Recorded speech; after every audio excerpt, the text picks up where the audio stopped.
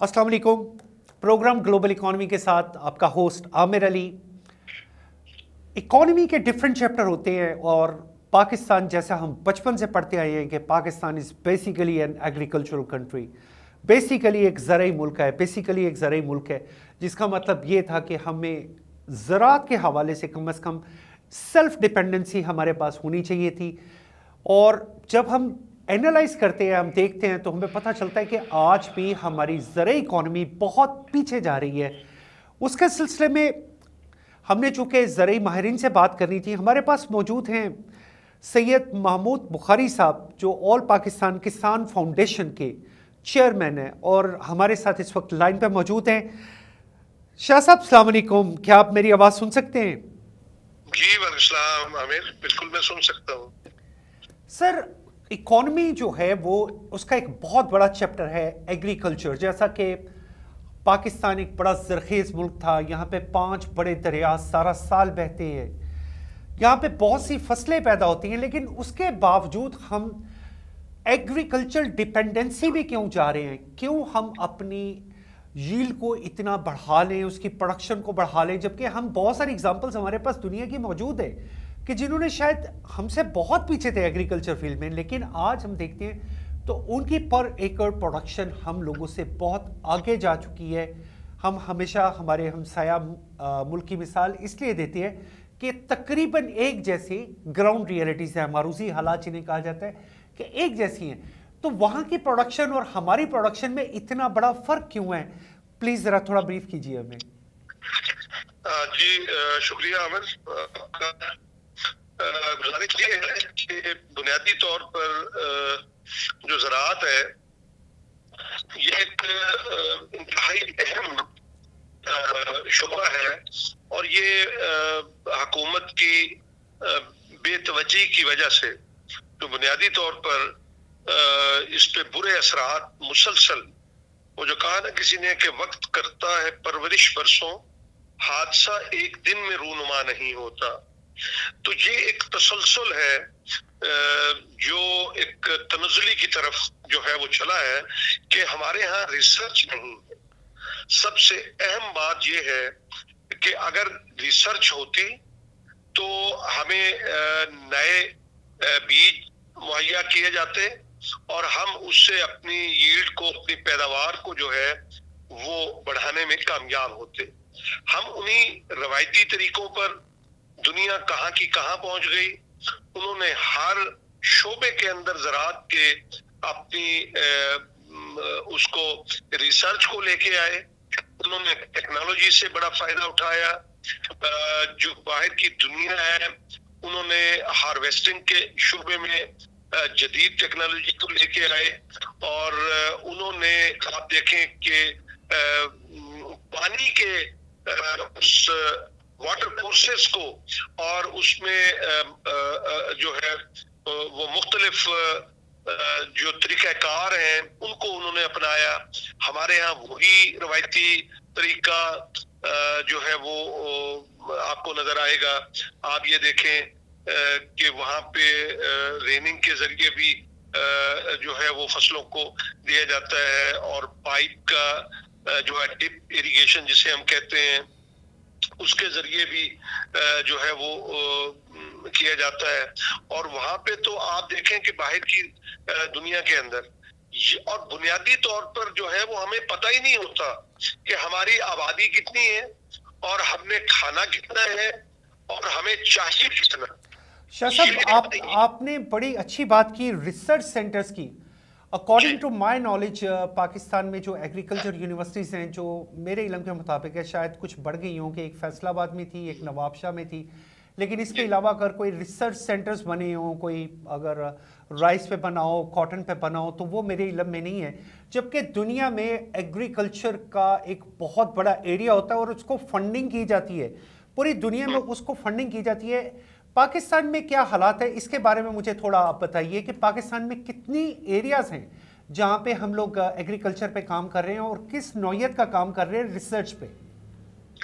जी और मैं आपको बताऊं कि ये बदकिस्मती से मैं ये कहूंगा कि हमारे यहाँ रिसर्च पे कोई तवज्जो नहीं दी गई और आपको मैं ये बात बताऊंगा तो आप अंदाजा कर लेंगे कि रिसर्च के जो मुलाजमीन हैं उनको तनख्वाहें तक नहीं मिली।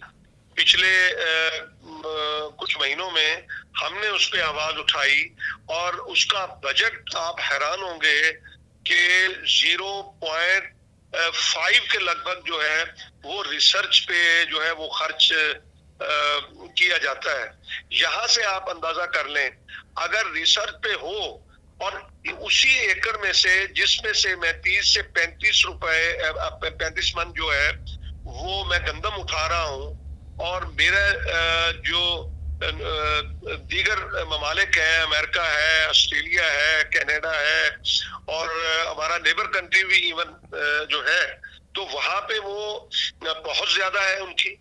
इसी तरह कॉटन की जो मैंने देखा है, मैं बचपन से सुनता आ रहा हूँ, कुछ डैम्स को इतना पॉलिटिसाइज कर दिया गया कि वो पानी जिसके लिए दुनिया तरसती है, हम सालाना 8 से 10 अरब डॉलर का पानी समंदर में बहा रहे हैं। हम इससे ज़्यादा बदकिस्मती एज अ नेशन हमारी नहीं हो सकती कि हम 8 से 10 अरब डॉलर का इंटरनेशनल वैल्यू का पानी हम समंदर में बहा रहे हैं, उस पर कंसेंसस नहीं ले पा रहे जिससे हम लोकल इरिगेशन में इजाफा कर सकें। हमने हर चीज़ को पॉलिटिसाइज कर दिया है, उसके डिफरेंट एंगल्स बना दिए।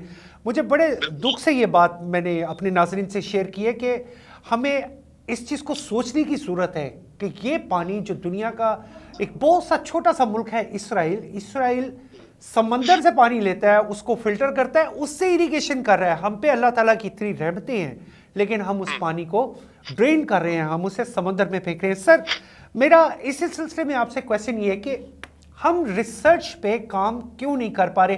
क्यों हम अपनी जो रिलेटिव इंडस्ट्री है इसमें, जैसा कि मैं उसको मिल तक ले जाने में किसान को क्या मेहनत करनी पड़ती है। आप कोई वजीर उठाए, किसी वजीर को आप फोन करें, अभी चाहे प्रोग्राम के दौरान आप करें, आप उनसे पूछें कि गंदम की फसल कब बीजी जाती है, उसको कितने पानी लगते हैं, उसमें खाद कितनी डलती है, उसमें कल्टीवेशन कैसे होती है, वो क्या क्या जो मराहिल हैं जिनसे गुजर कर जो है वो किसान को आगे बढ़ना पड़ता है।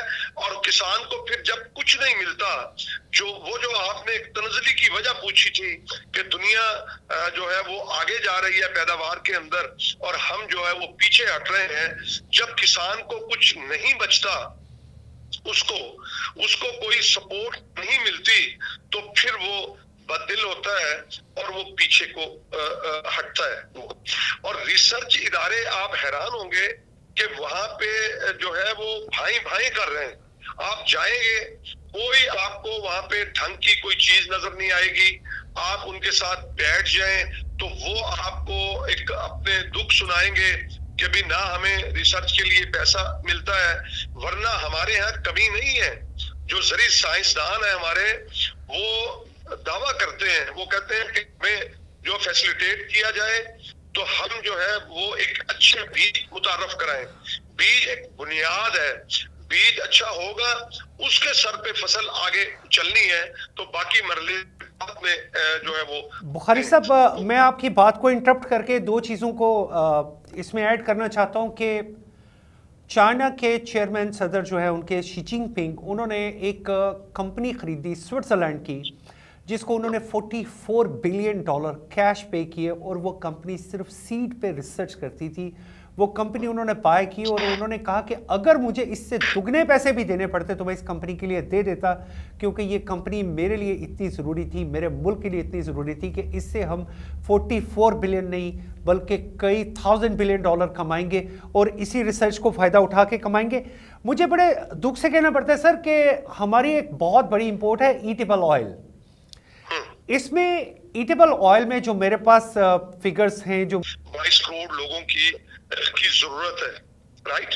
अब हम उस पे जो है वो 2 करोड़ 70 लाख एकड़ पे या 2 करोड़ 60 लाख एकड़ पे गंदम बीजते हैं और वो हमारी जरूरत पूरी हो जाती है। ये कौन सी ऐसी कोई साइंस, रॉकेट साइंस है कि समझ नहीं आती। अगर आप 15 लाख एकड़ के ऊपर आप उसमें जो राया है आपका, आपकी जो मकाई है, आपकी जो दीगर फसलें हैं, वो आप सिर्फ 15 लाख एकड़ के ऊपर आप क्रॉप जोनिंग करें, आप देखें कि आपको 1 साल के अंदर रिजल्ट मिलेगा। किसान को इंसेंटिव दें, आप बाहर से मंगवा कर और वहां जरे मुबादला खर्च करके, जिस तरह आपने देखा कि पिछले साल गंदम बाहर से मंगाई गई और वो गंदम पड़ी यहाँ पे 2300 रुपए में, और हमें जो है वो 1400 रुपए में उस साल हमें दी गई। वो क्यों? वहां पे खाबे लगते हैं। मैं जो माजरत के साथ ये बात कह रहा हूं कि वहां पे जो चंद लोग हैं जिनका इंटरेस्ट होता है, जिन्होंने आप उसे फायदा उठाना होता है, वो लोग जो है वो रास्ते की दीवार बनते हैं। वरना अगर 15 लाख एकड़ के ऊपर आप देखें, जिस तरह आप जैतून है, वो एक लॉन्ग टर्म है मंसूबा, और वो शुरू किया है, वो हुकूमत का अच्छा एक इक़दाम है। ना करे वो उसमें ऑलिव ऑयल लगा लें और दीगर जो फसलें हैं वो आप इससे रिलेटेड लाएंगे तो हमारी जरूरत पूरी हो सकती है, हमारा ज़रे मुबादला सकता है, हमारे किसान जो है वो खुशहाली की तरफ जो है वो जा सकता है। तो उसमें बुनियादी चीज जो है, जो पॉलिसी मेकर है, उसमें आप और मैं तो यही कर सकते हैं कि हम आवाज उठाएं।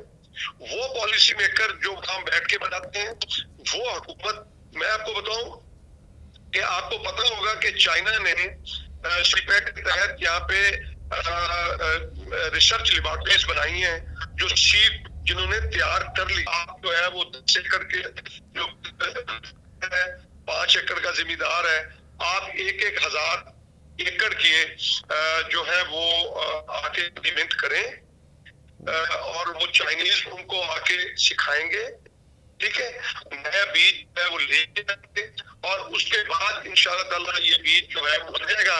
और वो कह रहे थे कि इंतजार है वजीर आजम साहब का ग्वादर आने का, तो वो वजीर आजम साहब चले गए।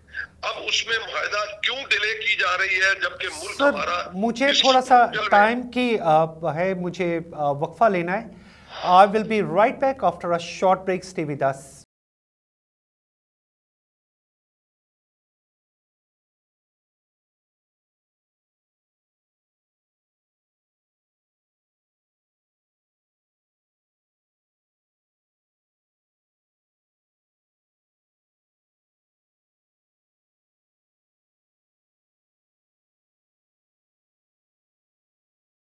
Welcome back to our program Global Economy with Amir Ali. It's a very important discussion with our expert Mr. Syed Mahmood Bukhari साहब।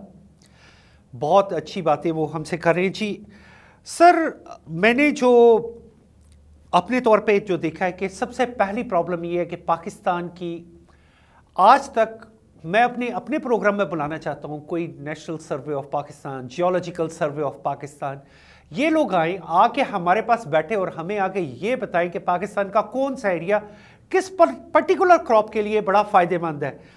शायद ऐसा कभी हो और मैं उनसे ये सारे सवाल पूछूंगा। मैं बोलान के पहाड़ों से लेके पारा चनार के पहाड़ों से लेके मैं उस रेगिस्तान तक, चोलिस्तान के रेगिस्तान तक, हर जगह के बारे में सवाल पूछूंगा कि हर 1 इंच में कौन सी ऐसी पट्टी है जहाँ पे हम कौन सी नकद आवर फसल पैदा कर सकते हैं जो वहाँ के लोकल्स के लिए फ़ायदेमंद हो और जो पाकिस्तान की इकॉनमी में इजाफा करे, जिसे हम एग्रीकल्चरल इकॉनमी कहते हैं। सर, अभी आपने जिक्र किया जैसे ऑलिव का, ऑलिव इज़ वन सेगमेंट। इसके साथ साथ पाकिस्तान की एक बहुत बड़ी प्रॉब्लम है, वो है टी।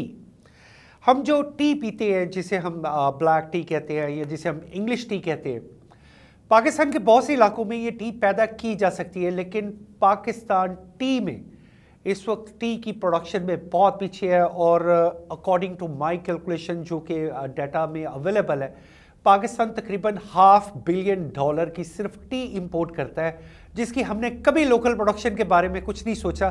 ज़रा मुझे ब्रीफली इसके बारे में बताइएगा, क्या ये पाकिस्तान में मुमकिन है?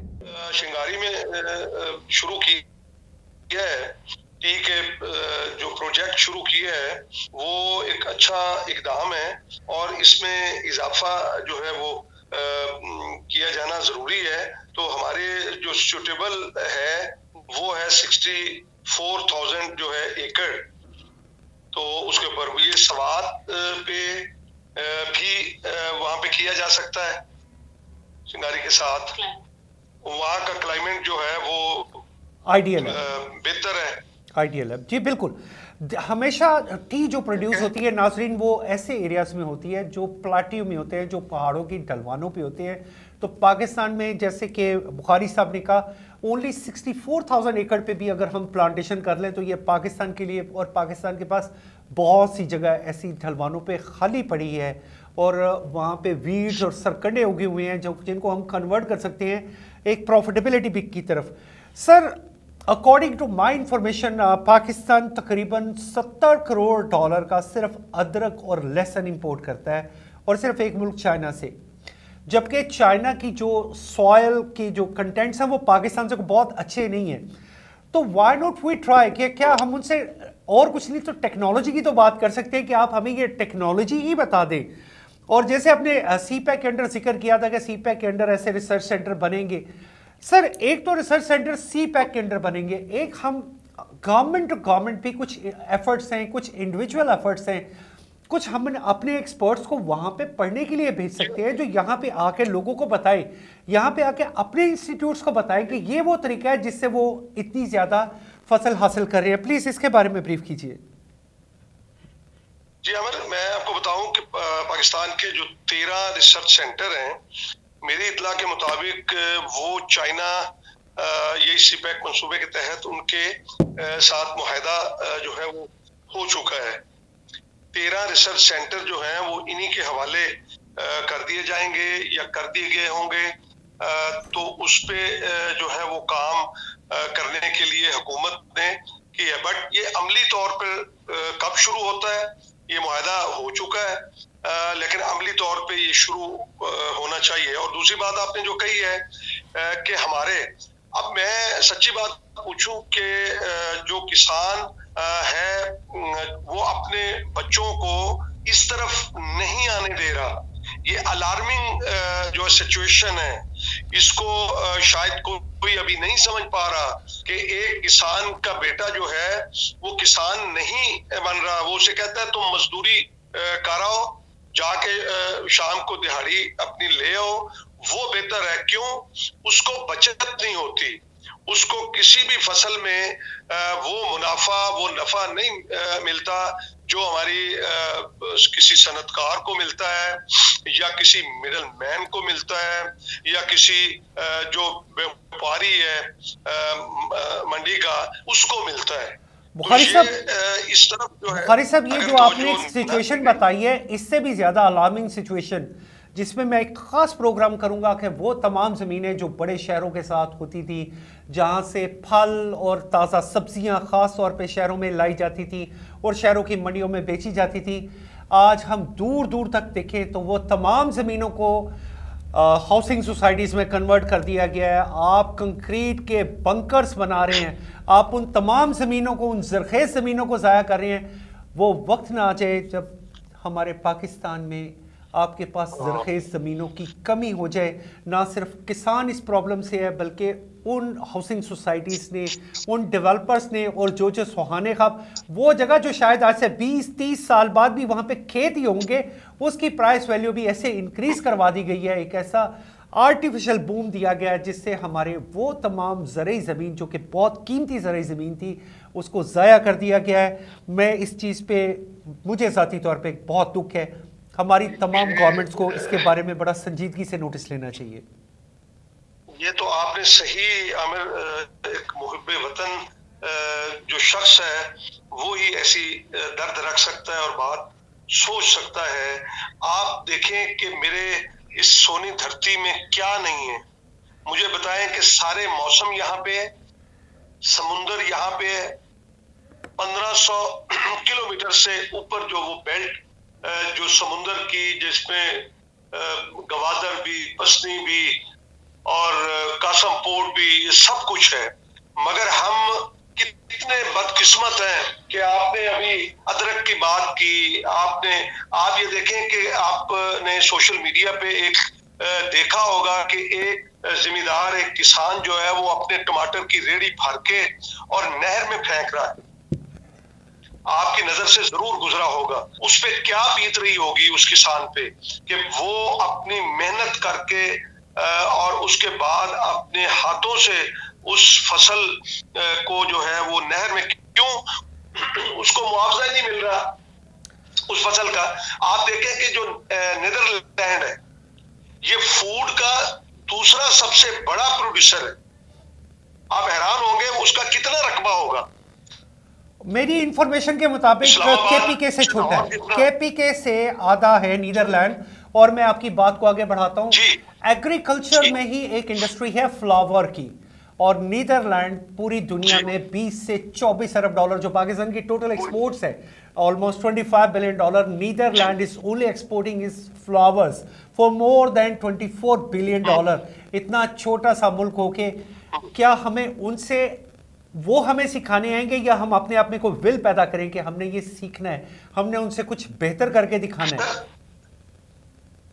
मैं अर्ज करूं आमिर, आप ये देखें कि जो नीदरलैंड है उसने जो अपने वाटर को, जो रिजर्व हैं उनको उन्होंने संभाला, फिर वर्टिकल फार्मिंग को वो लेके आए, फिर ग्रीन हाउसेस को उन्होंने रिवाज दिया, ड्रिप इरिगेशन को उन्होंने रिवाज दिया। सर आप देखें ना कि आप पूछ रहे हैं, यहाँ तो कोई किसान को पूछता नहीं है। अरे भाई, जो आपको काटन मुहैया, ये जो गन्ने का जूस पाकिस्तान में, हमने आज तक गन्ने के जूस को ना प्रिजर्व करने का, मैं पहले भी अपने प्रोग्राम में कह चुका हूं, ना उसको हाईलाइट किया गया, ना उस पर कोई काम किया गया, ना उस पर कोई रिसर्च की गई, ना बल्कि पाकिस्तान में जो गन्ना जो मैं देखता हूं जो ट्रॉलियों में भर भर के जा रहा होता है, जब मैं दूसरे मुल्कों में भी था, स्पेशली मैं उनकी बात करूंगा तो उनके गन्ने का साइज बिल्कुल इवन हो चुका है, बहुत ज़बरदस्त हो चुका है, बहुत अच्छी लेंथ है। क्यों हम उस टेक्नोलॉजी पे क्यों नहीं जा रहे? क्यों हम अपना कौमी जूस, गन्ने के जूस को प्रिजर्व करके पूरी दुनिया के आगे प्रेजेंटेबल नहीं कर पा रहे? क्या हमारे किसान को या उन किसान के आगे किसको इस पे काम करने की जरूरत है? देखें, इस पे आप दो शोबे हैं जो इसके आगे बढ़कर अगर वो आए तो इस पे काम हो सकता है। आप ये देखें कि हमारे यहाँ ये बेल्ट जो है मुल्तान की, रहीम यार खान की, खानेवाल, बहावलपुर और फिर सिंध जो है, मैं आपको एग्जांपल दे दूं कि यहाँ पे मैंगो, दुनिया का बेहतरीन मैंगो, जिसकी साख भी प्यारी, जिसकी शाइनिंग भी प्यारी और खूबसूरत, जायके में भी के एतबार से वो जाया हो जाता है। 18 से 20 लाख टन हमारा प्रोड्यूस होता है और उसमें 4 लाख टन जाया हो जाता है। हार्वेस्टिंग का हमें वो तरीका नहीं है। हमारे जो है वो आम का साइज 35 से 40 फीट का है, और फिर हम जब उसको उतारते हैं, अगर हम उसको सही मायनों में, आप ये देखें कि उसकी तकरीबन 200 जो लीटर है उसमें 1 लाख जो है वो डब्बा जूस का तैयार होता है। उसमें 5% जो है वो उसका गुदा पड़ता है आम का, और बाकी जो है वो पानी यूज होता है। अगर इसी तरह वैल्यू एडिड हम प्रोडक्ट्स की तरफ जाएं, अब तो दुनिया में आप देखें कि सब्जियां भी आपको जो है वो ड्राई में मिलती हैं। बुखारी साहब, मुझे एक छोटे से वक्फे के लिए जाना है। I will be right back after a short break. We will continue our topic from the same.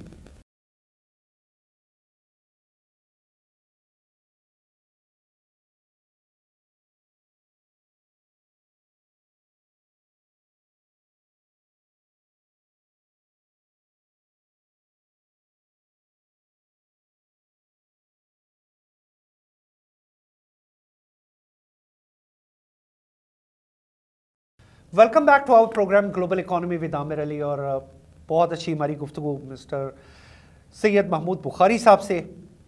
Bukhari साहब, आप जहां से बात कर रहे थे वैल्यू एडिशन पे, प्लीज कंटिन्यू कीजिए। जी जी जी अमर, मैं बात कर रहा था कि इसी तरह हमारे जो आम है, उसके बाद टमाटर आप देख लें, कभी वो 300 रुपए का बिक रहा होता है, 400 रुपए किलो का बिक रहा होता है, और कभी वो 10 रुपए किलो, 10 रुपए में 5 किलो मिल रहा होता है, और किसान जो है वो उसे नहर में फेंकने पे मजबूर होता है। तो वो अगर ये प्लांट लग जाए और हमारी ये प्रिजर्व हो जाए ये चीजें, और ये उस वक्त में काम आए जब हमारी शॉर्टेज होती है, मार्केट के अंदर होती है। इसी तरह आप किन्नू देख लें कि वो बेहतरीन है, और उसमें भी इसी तरह के जो है वो प्लांट लगे, तो उससे देखें रोजगार भी मिलेगा।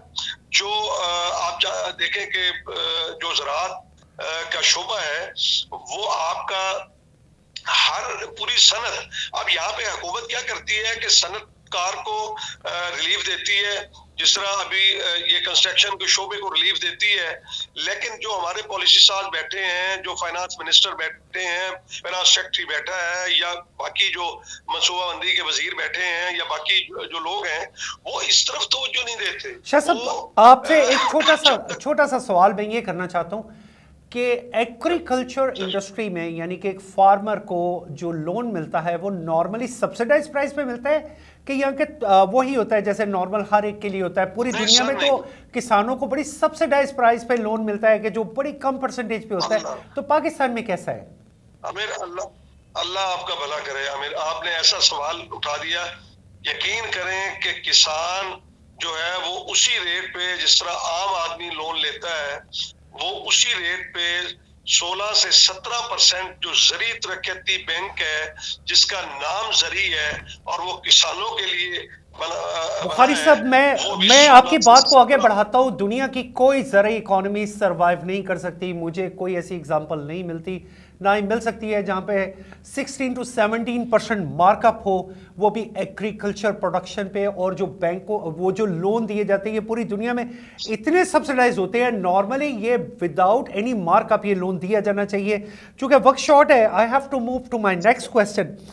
एक दुनिया में बहुत अच्छा कॉन्सेप्ट है सर साइलेज का, जैसे ये टमाटर की आपने एग्जांपल दी, ऐसी बहुत सारी एग्जांपल्स हैं। मैं दुनिया में बहुत से मुल्कों में रहा हूं, मैंने वहां पे देखा है कि अगर टमाटर की प्राइस एक साल में 25 सेंट पर केजी है, 30 सेंट पर केजी है, almost all around the year उसकी प्राइस 25 to 30 सेंट पर केजी ही रहती है।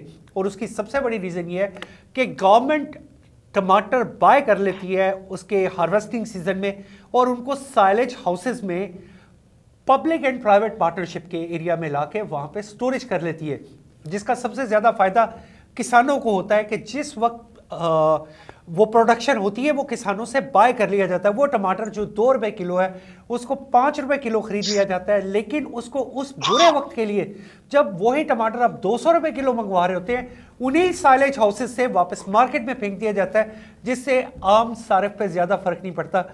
मैंने शाह साहब पाकिस्तान में साइलेज का कोई कॉन्सेप्ट नहीं देखा, अगर इसके बारे में आपकी कोई तजावीज़ है तो काइंडली बता दीजिए। अच्छा, ये हमने जो तजावीज़ जो है ना अमर, ये दी थी हमारी 8 जून को जब प्राइम मिनिस्टर के साथ मुलाकात हुई, तो हमने ये जितनी बातें आपने की हैं बहुत ज़बरदस्त की हैं, और ये अल्लाह करे कि ये कोई सुन रहा हो जो पॉलिसी मेकर हो, तो उसमें हमने यही तजावीज़ दी थी, और गवर्नमेंट ने इस बात का ऐलान किया था कि वो हर तहसील लेवल के ऊपर जो है वो साइलेज का जो है बनाएगी, स्टोर रखेगी। मिसाल के तौर पे मेरी जो फसल है वो मैं मंडी में भेजता हूँ और उसका सही मुआवजा नहीं मिलता, वो मैं उठा के वहां रख दूंगा। और फिर उन्होंने कहा, जो एडवाइजर थे प्राइम मिनिस्टर के, ये मैं कुछ माह पहले की बात कर रहा हूँ, पुरानी नहीं, तो उन्होंने कहा कि हाफ पेमेंट जो है वो बैंक आपको कर देगा और वो पड़ी रहेगी। जो ही मार्केट के हालात बेहतर होंगे और उसकी प्राइस बेहतर होगी, तो वो फिर मंडी में जो रेट होगा वो किसान। बुखारी साहब, इसमें मैंने सबसे ज्यादा जो काम होते देखा है ना इस एरिया में, वो इस एरिया में काम ऐसे होता है कि पब्लिक एंड प्राइवेट पार्टनरशिप में ये सारे प्रोजेक्ट को इनिशिएट किया जाता है, जहाँ तक मैं समझ पाया हूँ और जितना मेरी ऑब्जर्वेशन है। लेकिन पाकिस्तान में पब्लिक एंड प्राइवेट पार्टनरशिप पे कोई ख़ास काम नहीं हो पा रहा। सर, मैं अपने नेक्स्ट क्वेश्चन की तरफ आऊँगा कि मैं सुनता हूँ और मैंने देखा है कि बलूचिस्तान को पाकिस्तान की फ्रूट बास्केट कहा जाता है, और ख़ास तौर पे किसी ने मुझे एक एरिया आइडेंटिफाई किया कि इस एक एरिया में इतना प्याज पैदा होता है कि ये पूरे पाकिस्तान की ज़रूरियात को पूरा कर दे। लेकिन सबसे बड़ी किसान को प्रॉब्लम क्या है कि उन चीज़ों को मंडियों तक लेके आना, उन चीज़ों को एक्सेस देना, मार्केट में एक्सेस देना, वैल्यू एडिशन में जाना, उनको ड्राई करना, उनकी शेल्फ लाइफ बढ़ाना, ये तमाम चीज़ें बुखारी साहब मैं इनको किसानों के और आपकी फाउंडेशन के आपसे रिलेट करूंगा कि आपको ये इनिशिएटिव किसानों को बताना पड़ेगा। अगर गवर्नमेंट नहीं कर रही है तो हम प्राइवेट सेक्टर में इस पे बहुत सारा काम कर सकते हैं। अच्छा, मैं आपको बताऊं हमें कि हमारा जो किसान है ना, जो 70% किसान है, देखिए वो बिल्कुल चंद एकड़ का है। वो फाइनेंशियली इतना स्ट्रांग नहीं है, वो इतना पढ़ा लिखा नहीं है। वो लोग जो बड़े जिम्मेदार जिन्हें हम कहते हैं, या 2, 4, 5 मुरब्बे से ऊपर हैं, वो जो इस तरफ नहीं आते, या जो बड़े जिम्मेदार हैं उनको हमने माइल करने की कोशिश की है। उनकी जरूरत नहीं है, उनको इस तरफ ध्यान नहीं है। सर, ये तो एक मोटिवेशन होती है बुखारी साहब, देखें ये एक मोटिवेशन होती है, ये एक तहरीक होती है। ऐसी चीजें जब भी काम करती हैं, बहुत सारे लोग देखें, पहले तो कायदे आज़म के साथ भी बहुत सारे लोग नहीं थे, लेकिन उन्होंने मोटिवेशन दी, उन्होंने चीजों को आगे बढ़ाया। यहाँ पे माफियाज बैठे हैं सर, मेरी बात सुने, यहाँ पे माफियाज बैठे हैं। आप मुझे बताएं कि मेरी जो है वो फसल का रेट मैं कहाँ लेके जाऊं? मैं आफ्टर ऑल उसी जो है मिडलमैन के पास जाऊंगा। निजाम मार्केटिंग का निजाम नहीं है। हमने हुकूमत से कहा था, बल्कि फाइनेंस मिनिस्टर शौकत तरीन जो है वो सिर्फ उन्होंने बातें ही की हैं। उन्होंने कहा था कि मार्केटिंग का निजाम ऐसा होगा कि उसके अंदर किसी का किरदार नहीं होगा। अब प्याज हमसे 3 रुपए किलो और 4 रुपए किलो जो है वो हमसे जो लिए हैं 3 से 4 रुपए किलो, और शहर के अंदर जो है वही 50 रुपए किलो था। आप भिंडी जो है वो आपको बाजार से जो आप जब लेंगे शहर से तो वो 200 रुपए किलो होती है, और मुझसे 30 से 40 रुपए किलो लेके जाते हैं।